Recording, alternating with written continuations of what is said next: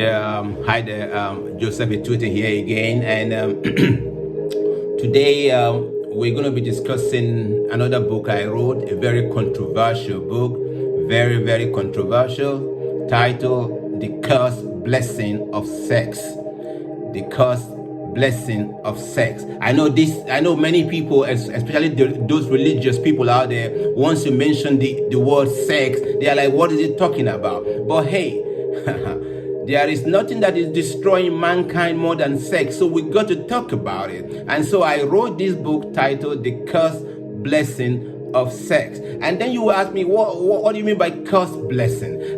Don't tell me that there is no curse in sex when a father in Austria locked up his own daughter and raped her and had 7 children with her.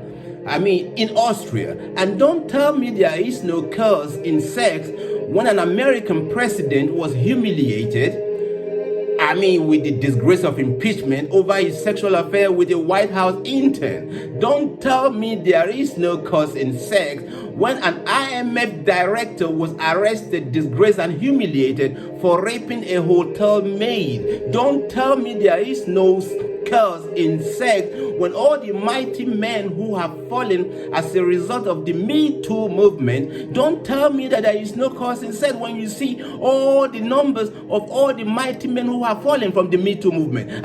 Don't tell me that there is no curse in sex when King David, a man who was after God's own heart, a man who was after God's own heart, became a cold-blooded murderer because of Bathsheba. So don't tell me that there is no curse in sex when even his son, the wisest King Solomon, became the most shameful idolater after marrying 1,000 women. 1,000 women. So don't tell me that there is no curse in sex when it is tied to every sin and every shame and every disgrace and every humiliation and every fall of mankind since creation. And the question is, if we were created in God's own image and in God's own likeness, then God should have been having sex too. All the 33 and a half years that Jesus spent here on earth, Jesus had enough time to also get married like we do. He never said marriage was wrong, and he even attended a wedding party where he turned water into wine. But the fact that he never had the same sex he gave us in marriage is in itself an evidence that there is something more. There is something more to sex than we know. And that something is what this book is all about. I discuss all about that in this book. It's a cursed blessing. Just show me any fallen great man, whether a man of God or not a man of God, and I will show you the evidence of the cursed blessing of sex as the reason of that fall. Just show me. Look, sex limits our human perfection so that only those who are trusted of God can have God's own perfection. Sex limits our whole human perfection so that only those who believe in God could obtain God's own divine perfection. Human perfection is arrogant, prideful, and rebellious, but God's own perfection is humble, obedient, and submissive.